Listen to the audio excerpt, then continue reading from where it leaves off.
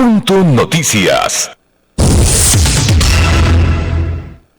Este lunes 24 de enero, mientras la ministra de Educación María Brown daba inicio a las clases presenciales en la Unidad Educativa Fiscal Guayaquil, funcionarios del municipio de Guayaquil clausuraban el establecimiento por incumplir con la resolución del COE cantonal de mantener las actividades educativas de manera virtual. En medio de la presencia de estudiantes, docentes, personal administrativo y las autoridades del Ministerio de Educación, el director de Justicia y Vigilancia del municipio guayaquileño llegó hasta el establecimiento para cumplir con la disposición del COE metropolitano que sanciona con 7 salarios básicos y el cierre por 30 días a las unidades que incumplan con esta medida. Más temprano, el viceministro de Educación, Andrés Chiriboga, aclaró que la alcaldesa Cintia Viteri no está facultada para tomar esta decisión, ya que precisó la aplicación de las políticas públicas y resoluciones en materia de educación es competencia del Ministerio del Ramo. La alcaldesa Cintia Viteri no tardó en pronunciarse y a través de la cuenta en Twitter detalló que en las últimas 3 semanas los fallecimientos aumentaron de 5 a 19 por día, mientras que la ocupación de camas para unidades de cuidados intensivos subió de 52 a 265 pacientes. Asimismo, informó de un aumento de 8 a 10 en los pacientes pediátricos que han ingresado a unidades para cuidados intensivos. Con estos antecedentes, Cintia Viteri enfatizó que se debe vacunar a todos los estudiantes para precautelar su salud. Luego de este incidente, la ministra de Educación recalcó que es el Ministerio de Educación el que tiene la competencia para determinar el retorno o no a clases presenciales, por lo que las instituciones y los GATS cantonales deben acatar estas disposiciones. Esperamos no tener que entrar en un confrontamiento. Esperamos que el municipio sea sensible a las necesidades de los estudiantes, destacó la ministra de Educación María Brown. En el segmento Pichincho Opina, la palabra tiene Alexis Moncayo. 7 de la mañana con 5 minutos.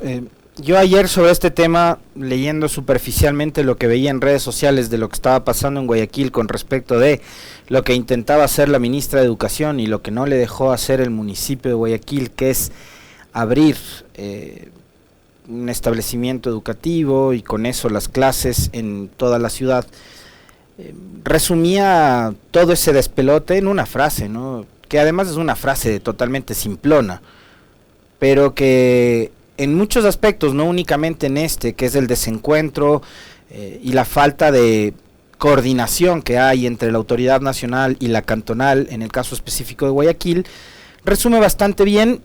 Y yo le sumaría otros aspectos adicionales, ¿no? Lo que está pasando en materia de seguridad, lo que está pasando en materia política, cuando vemos, por ejemplo, que hay también una suerte como de desencuentro, bueno, permanente desencuentro entre el Ejecutivo y la Asamblea, una pugna de poderes que es cada vez más evidente cuando surge algún tema polémico. Recordemos lo que pasó con la reforma tributaria, lo que pasa con el tema, por ejemplo, de la interrupción voluntaria del aborto, o lo que podría venirse más adelante con el tema de la reforma laboral. Yo lo resumí en una frase, y eso súmenle el tema de la inseguridad, de lo que estamos viviendo a diario, ¿no? Este país es un caos. Lo que sucede en el Ecuador, yo no puedo encontrarle otra explicación, otra palabra como para poder definirla que no sea caos. Que autoridades nacionales y autoridades locales no puedan ponerse de acuerdo en una decisión tan importante y fundamental como es la apertura o no de los establecimientos educativos a donde van o deberían ir los jóvenes estudiantes a poder retomar nuevamente de forma presencial sus estudios, nos deja mucho que pensar y nos hace en realidad reflexionar sobre, primero sobre el nivel de preparación que tienen nuestras autoridades y también el nivel de desconocimiento que tienen cada una del ámbito de sus competencias, ¿no?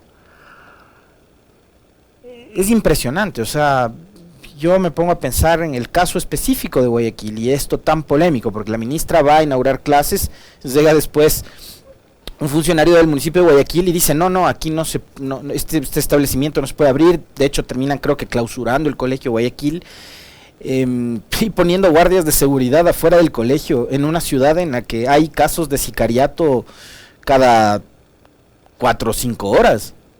O sea, o sea, todo ese personal de seguridad, ya sea del municipio, la policía o lo que sea, ahora mismo creo que todas las fuerzas de seguridad de Guayaquil, incluidas con las que cuenta el Cabildo, aquellas que sacó, ese ejército que sacó, por ejemplo, la señora Viteri durante las protestas de octubre, deberían estar hoy, en lugar de resguardar un establecimiento educativo para que no vuelvan a abrir sus puertas las autoridades de dicho colegio, deberían estar preocupadas de todo lo que está sucediendo en cuanto a inseguridad en el puerto principal. El fin de semana fue un fin de semana de terror, fue un fin de semana lleno de hechos de sangre, una cosa espantosa la que ha sucedido en Guayaquil. Ayer le leía a una colega periodista, precisamente guayaquileña, que hacía un recuento de la inseguridad en el país y en Guayaquil.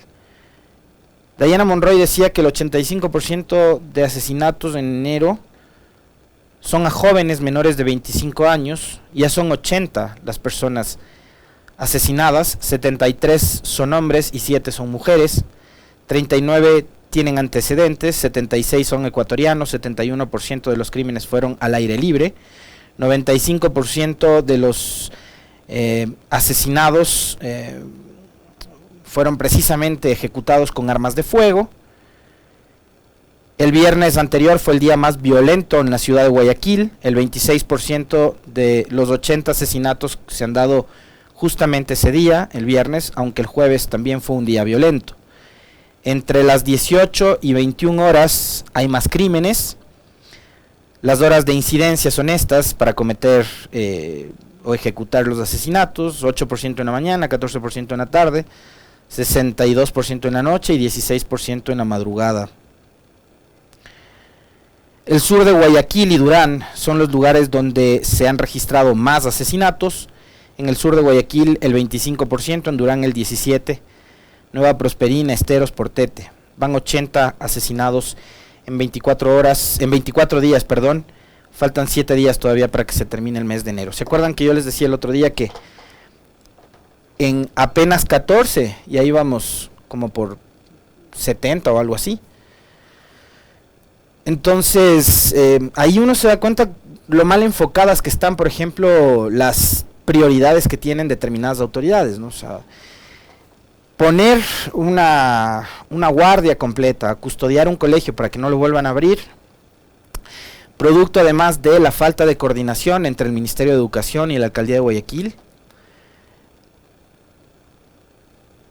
Me parece que hay una suerte como de que me importismo también, porque, y creo que esto tiene mucho que ver con respecto de la visión que tiene el Estado y en definitiva el gobierno central con respecto de la pandemia. Es decir, la alcaldesa, como daba lectura en la nota, el profe está supuestamente preocupada, muy preocupada por el incremento de casos, por el incremento de contagios, también por el nivel de mortalidad que hay, a pesar de que ya un buen número de ciudadanos, un buen porcentaje de ecuatorianos, y en este caso específico de guayaquileños, cuentan con las 2 dosis y en algunos casos me imagino ya con la de refuerzo, con la tercera. Pero sin embargo, y a pesar de eso, hay índices importantes de mortalidad. El virus y esta nueva variante que es Omicron tiene un nivel de letalidad que no es menor. Entonces la alcaldesa dice, ojo, yo estoy preocupada por la seguridad y la salud de los guayaquileños. Creo que la ciudad debe mantenerse, como lo ha dicho ayer, en el nivel de alerta 3. Eso que implica, dice, que se modifican temporalmente los aforos de mercados, supermercados, centros comerciales y restaurantes al 50%. Además, se deben mantener las medidas de bioseguridad y presentación obligatoria del carnet de vacunación. Se mantiene la prohibición de eventos públicos masivos, incluyendo los deportivos, que deben organizarse sin público. Las muertes y la ocupación de las camas UCI y de hospitalización en la ciudad siguen en aumento. No bajaremos la guardia en Guayaquil. Pero, y yo les decía hace un momento, que tiene que ver con una suerte o de desconocimiento de la autoridad nacional por un lado, o de queimeimportismo, porque el presidente de la República hace algunos días atrás dijo que esta variante era simplemente una gripecita más. Entonces, claro, por eso es que, por ejemplo, hoy en Ecuador, que hay un importante número de contagios de esta nueva variante, estamos discutiendo sobre si el partido de la selección se juega o no con público. Y claro, hay ciudadanos que dicen, pero si el transporte público va como habitualmente solía ir, ¿no? Como sin control. Y tienen razón. Y cuando uno se pone a ver, por ejemplo, en los locales comerciales, en los centros comerciales o en el mismo sistema de transporte, y después voltea a ver y dice, las escuelas están cerradas, en las escuelas donde se puede controlar los aforos primero, y después se puede controlar también el distanciamiento entre los estudiantes. ¿Por qué están cerradas las escuelas y los colegios? ¿Por qué seguimos esforzándonos en mantener a los chicos, a las chicas alejados de los estudios? Entendiendo también que hay un buen número de padres de familia y de los propios estudiantes que tienen miedo a la enfermedad, que obviamente pueden optar por la teleeducación, pero otros que están más preocupados también por el tema de la salud mental, ¿no? De que han sido vamos ya para los 2 años de encierro, y de que esto se está convirtiendo en un grave problema. Pero acá estamos discutiendo sobre si los estadios van o no con público, si es que la selección juega o no con público, y tenemos unos antecedentes que son terribles. Lo que sucedió en diciembre a todo nivel, fiestas de Quito, fiestas de Navidad, de fin de año, lo que pasó en la playa, lo que pasó en Ambato, lo que ha ocurrido en varios otros lugares del país, la final del campeonato de fútbol en donde no hubo ningún tipo de controles en Guayaquil, en el Estadio Capo, después la autoridad del COE diciendo, ¿y para qué vamos a sancionar si el Independiente quedó campeón y se acabó el torneo? ¿Y para qué voy a sancionar el estadio? Que es lo que dijo más o menos el señor Juan Zapata, ¿no? Que es el director del COE nacional. Entonces creo que como ciudadanos también tenemos que empezar a reflexionar sobre en qué manos estamos, pues, ¿no? O sea, si pusieron a cuidar la crisis sanitaria y la salud y la seguridad de todos los ecuatorianos a una persona que es ingeniera en tránsito, obviamente nos tiene que ir como nos está yendo, pues. Evidentemente, si el hombre, después de haber dado recomendaciones, como por ejemplo que no quemen el año viejo, termina contagiado los primeros días de enero, quiere decir que ni él mismo hizo caso y obedeció las recomendaciones que el COE que lidera le propuso a la ciudadanía. Entonces creo que como ecuatorianos, como ciudadanos, críticos además, también debemos mantener precisamente ese nivel de observación sobre los desatinos y sobre la falta de certeza que han tenido las autoridades para manejar esta pandemia. Es triste, es lamentable lo que está sucediendo en Guayaquil, y ver que el gobernador además tenga que llegar como un mediador para que terminen conversando autoridades del Ministerio de Educación y Alcaldía. Créanme que a uno estos escenarios de caos, no se le puede llamar de otra manera, terminan preocupándole más, y a ustedes me imagino que igual, porque insisto una vez más, o sea, regresamos a ver y decimos, ¿en qué manos estamos? ¿Quiénes son los que están administrando esta crisis? ¿Cómo lo están haciendo? ¿Qué es lo que les está interesando? ¿Están buscando cuidar la salud? ¿Qué están buscando? ¿Qué es lo que quieren? ¿Qué es lo que persiguen? Queda también para la reflexión de todos ustedes. 7 de la mañana con 17 minutos, martes 25 de enero. Profe, cuéntenos, porque hay otros temitas sobre los cuales vamos a comentar. Así es, Alexis. Las 7:17 minutos. El presidente vetó el proyecto de ley para evitar cobros indebidos. Punto Noticias. El proyecto denominado Ley para defender los derechos de los clientes del Sistema Financiero Nacional y evitar cobros indebidos y servicios no solicitados fue vetado por el presidente. El documento proponía, por ejemplo, que las entidades financieras devuelvan en un plazo máximo de 3 días el costo de algún servicio o producto que una persona no hubiere autorizado expresamente debitar de su cuenta, así como acumular el saldo sin usar los planes telefónicos y de datos. Fueron justos estos dos aspectos, el mandatario observó. Según el asambleísta Juan Cristóbal Lloret de UNES, con la decisión sobre los bancos no se está obligando al sistema financiero a asumir su responsabilidad por un supuesto error y se espera que los usuarios presenten las pruebas cuando debería ser al revés. Con respecto a los planes de telefonía e internet, el presidente recordó que esto pudiera afectar los contratos de concesión vigentes. En el proyecto también se planteaba que las llamadas para cobranza solo se podían realizar de lunes a viernes entre las 7 de la mañana y las 8 de la noche. Sin embargo, el mandatario amplió este plazo de 7 de la mañana a 10 de la noche e incluyó los sábados. Sobre las llamadas para ofrecer productos o servicios, el jefe de Estado ratificó lo que planteaba el legislativo. Estas solo podrán realizarse de lunes a viernes desde las 8 de la mañana hasta las 8 de la noche, no los fines de semana ni feriados. Tras efectuarse estas observaciones, el documento fue devuelto a la Asamblea Nacional y le corresponderá primero a la Comisión de Régimen Económico y Tributario, que tramitó el proyecto, recomendar al Pleno Legislativo ratificarse en 20 artículos y allanarse en 12. Alexis Moncayo comenta en el segmento Pichincha Opina. 7:19. ¿Ustedes esperaban algo distinto? Porque yo no. Nos gobierna un banquero, dueño de uno de los bancos más grandes del país. Ustedes esperaban que el presidente Lasso, que se dedica al negocio de la banca, dé luz verde a una ley que buscaba regular precisamente los abusos del sistema financiero. Yo no. Yo no esperaba. Esto me esperaba yo, obviamente. Que él gobierne a favor de su grupo. En el gobierno de Lenín Moreno, si es que no me falla la memoria, en el 2018 me parece que fue, se destapó el escándalo de GEA, una empresa de seguros que empezó a cobrarles a los ciudadanos ecuatorianos sin ningún tipo de autorización un seguro bancario.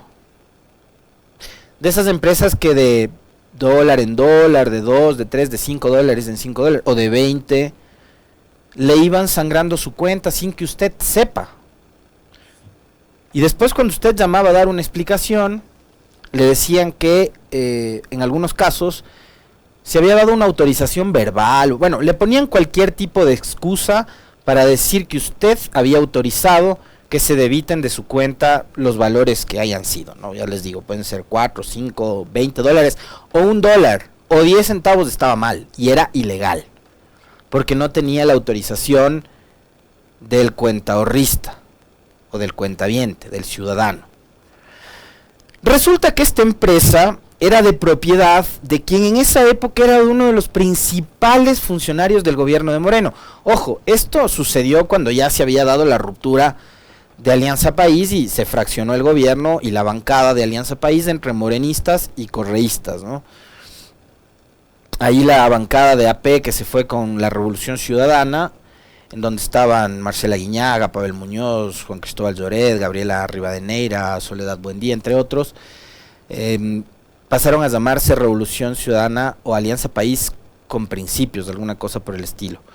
Bueno, ahí se parte la bancada, que llegaron 74, de un lado quedaron 30 o algo más, y del otro lado 44.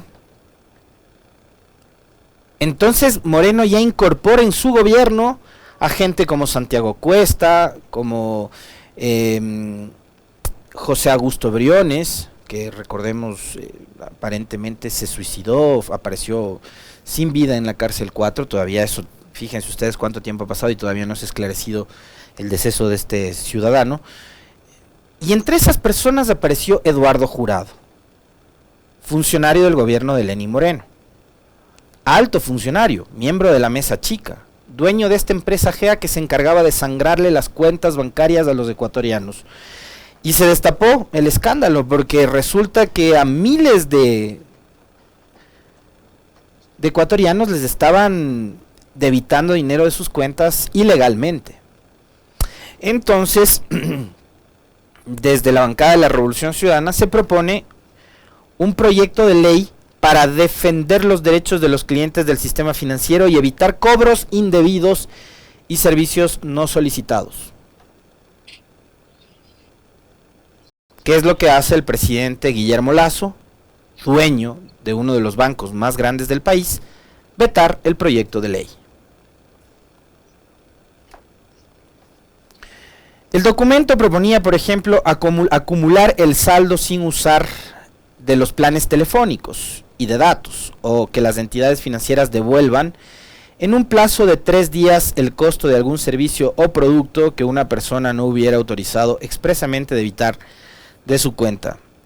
Estos aspectos, el que usted acumule el saldo en su teléfono o planes de internet, y que las entidades financieras le devuelvan en un plazo de 3 días, en caso de que de forma ilegal y abusiva les hayan descontado de sus cuentas, el presidente termina objetándolos y vetándolos y eliminándolos del proyecto de ley.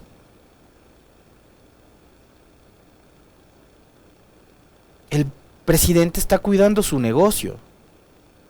Evidentemente el mensaje es ese. No está cuidando de los clientes, no está cuidando de los ciudadanos que para cobrar nuestro sueldo, por ejemplo, nos vemos obligados a tener una cuenta bancaria, que es donde se hace la transacción, ¿no es cierto? O por la razón que fuera, nos vemos muchas veces obligados a tener una cuenta en un banco. Y el presidente no está gobernando para beneficiar a los miles de ecuatorianos que se han visto afectados por los cobros indebidos y los abusos del sistema financiero. El presidente ha vetado la ley porque obviamente necesita beneficiar a su grupo económico, a la banca, a quienes apoyaron su candidatura, a quienes son los de su gallada. Él es banquero. Lazo no es abogado, ni es ingeniero eléctrico, ni es economista. Es banquero. Y él, en este caso, ha colegislado, no desde su condición de presidente de los 17 millones de ecuatorianos. Ha legislado desde su condición de banquero. Para beneficiar a los suyos, sí, pero para beneficiarse él también. Según el asambleísta Juan Cristóbal Lloret, que junto a Pavel Muñoz fueron los que empezaron a trabajar en la construcción de esta normativa, con esta decisión sobre los bancos no se está obligando al sistema financiero a asumir su responsabilidad por un supuesto error, y se espera que los usuarios presenten las pruebas cuando debería ser al revés. O sea, ahora a ustedes les va a tocar, en caso de que se vean afectados, y he visto muchísimos casos, en este espacio además se han hecho entrevistas de un banco en específico, banco que lleva el nombre de la provincia, de decenas de clientes a quienes les han descontado no 10 ni 20 dólares. Estamos hablando de cifras que tienen 3 ceros o más, que les han descontado de sus cuentas y que tienen que meterse en un embrollo judicial terrible para tratar de recuperar su plata. ¿Saben lo que es pelearse judicialmente contra un banco? Usted, que puede ser un Alexis Moncayo de la vida, ¿no? Pelearse contra un banco para demostrar que el banco me debitó ilegalmente de mi cuenta plata. Complicado. Con respecto a los planes de la telefonía e internet, el presidente recordó que esto pudiera afectar los contratos de concesión vigentes. Evidentemente al presidente le interesa más mantener contentos a personas como Carlos Slim, dueño de Claro, y uno de los magnates más ricos del mundo, que obviamente durante la pandemia, como el resto de magnates como Bill Gates o Elon Musk o Warren Buffett o Mark Zuckerberg o Jeff Bezos y todos estos que se dedicaron a las ventas en líneas, a las telecomunicaciones y demás, duplicaron sus fortunas. Habrá duplicado también su fortuna gracias a todos los incautos a los que les debita su saldo, a pesar de no haber consumido precisamente el saldo. Entonces al presidente le parece más interesante mantener las concesiones vigentes y llevarse bien con las grandes telefónicas que defender los intereses de los usuarios. En el proyecto también se planteaba que las llamadas para cobranzas solo se podían realizar de lunes a viernes entre las 7 y las 20 horas. Sin embargo, el mandatario amplió este plazo de 7 a 22, es decir, hasta las 10 de la noche, 22 horas, le van a poder llamar a usted a decirle que tiene que pagar la cuenta de su tarjeta. E incluyó los sábados, es decir, ni el fin de semana le van a dejar descansar los call centers de los bancos porque le van a llamar a decirle que tiene que acercarse a pagar. Bueno, en fin, eso con respecto al veto del Ejecutivo a una ley que se supone que iba en defensa de los usuarios, de los ciudadanos, de las ciudadanas. Pero bueno, ahí está. Queda también para que ustedes lo analicen, lo reflexionen, lo piensen, lo mediten. Esas son las consecuencias de haber votado por un banquero. Y yo me río porque no queda nada más, pues ¿qué voy a hacer? ¿Enojarme? No me puedo enojar ya. Y voy a hablar sobre un tema del que me imagino yo, ustedes habrán dicho, no va a hablar del tema de la tasa o de la contribución en la matriculación vehicular que ha sido aprobada en el mes de octubre por la prefectura de Pichincha.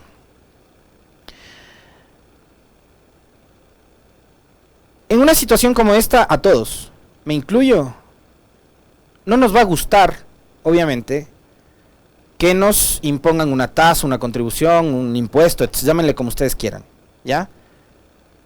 Pero hay que medir las diferencias y hay que establecer las diferencias sobre lo uno y sobre lo otro. Acá se trata de una contribución para mejorar la vialidad de la provincia. Esto no es algo que la prefectura de Pichincha se inventó de la noche a la mañana.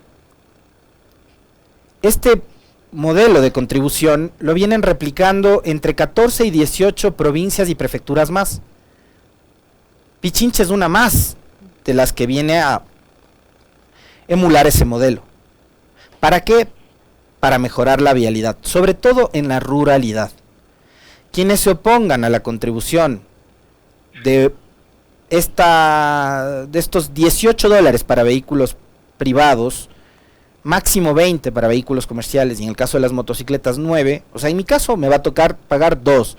Tengo auto, tengo moto, voy a pagar 2 valores por contribución, pero voy a tener mejores vías. Usted se va a ir al noroccidente a visitar las parroquias o los cantones de noroccidente, se va a ir a Pedro Vicente, se va a ir a San Miguel de los Bancos, se va a ir a Puerto Quito, va a tener vías en buen estado. Va a recorrer la zona del Chocó Andino, va a tener vías en buen estado. Yo prefiero pagar una tasa de $2 mensuales, o un poco menos, para tener buenas vías, a tener que gastarme $300 cambiando llanta, cambiando aro o cambiando un amortiguador. Y los que dicen que es un impuesto salvaje, seguramente son los sesudos que creen que una contribución de $18 es igual al incremento de 1700% en el pago del impuesto a la renta, ¿no? Que creen que $20 o $18 es igual a $5,000. Eso seguramente piensan estos genios que hacen periodismo.